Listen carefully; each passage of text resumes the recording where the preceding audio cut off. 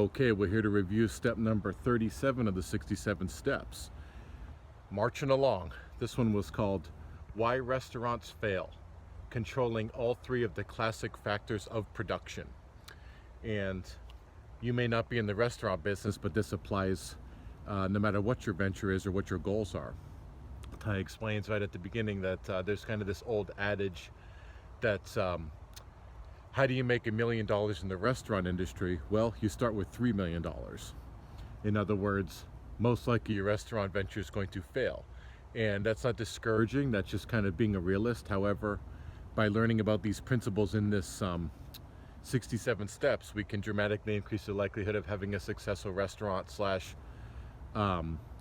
any other venture that we're pursuing. But Ty says that although he didn't go to college, he still likes to read college textbooks. Well, he did go to college. He went for a semester, he said, but then he dropped out. But he still likes to read the textbooks of some of the major universities. And he studied an economics book, and it says that there was 3 classic factors of production that still stand today: land, labor, and capital. Land represents where your restaurant is, so to speak. Literally, you perhaps don't actually have a brick and mortar location, but if that's the case that you just have maybe a digital business, land represents your interpersonal relationships, the people you know and the people that know you. Ty has this really great quote that I live by: it's not about who you know, it's who has you in their phone. So who's an acquaintance and who's a valuable resource for you. The second one is labor. This is the skill that you have in your restaurant business or in your other goal that you're pursuing. You better be skilled in what you do. That's probably the most important of the 3, but perhaps this is the most important of the 3, depending on where you're at. The third one is capital. That's free cash to invest into your business. And you can think of cash being able to be invested into your business as blood in your body. As soon as you start to lose a significant amount of blood, your business is going to go under, and it's hard to recover from that. But Ty explains that it's necessary to always play your strengths in life. You go back to your Larry and Destiny, you want to figure out what puts you in the top 5% of the world, what makes you extremely competitive.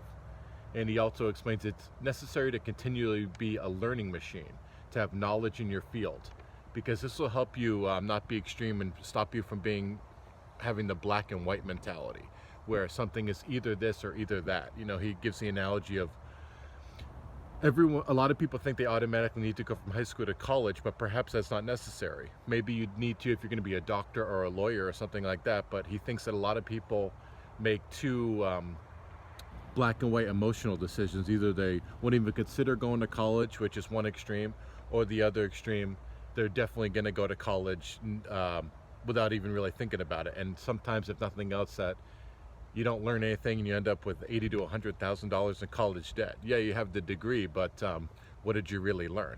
It's not about what you know, it's what you do. And it's not about what you know, it's what you can execute on. But Ty says that remember that these 3 factors apply to you being successful in any venture, and you need to have a competitive advantage in all of these areas. And Dan Pena likes to say, be first or be different. In other words, if you're just opening up another plain Jane restaurant or another plain Jane business that's not competitive or unique, you're just going to be making noise and it's never going to take off. And you definitely need to know things in the area that you're working with. One recommendation I learned in another program by Ty is to he says a lot of people come up to him that want to start a business, and then he asks them, have you ever worked in the restaurant industry? Oh no, I just know I'm going to like it. He goes, what you really should do is go shadow someone for a weekend that owns a restaurant, just to see if you really like it. See if it puts you in flow. Remember, flow is the optimal psychological experience where you're in the zone, so to speak, and you're extremely focused. Better to learn that you don't want to be in the restaurant industry on someone else's dime than just to assume you'll like it and invest all this money, resources, and capital and time just in something that you end up not even liking anyway. That's just a nightmare. And Ty says finding balance is crucial for success in these areas. And this one was kind of brief, so I'm just trying to sum it up before the weather gets bad. But he asks, the question in this episode is, what is your land advantage?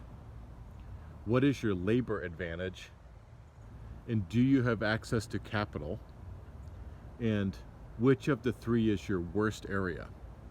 Thanks so much for watching. I'll see you on lesson number 38. Take care.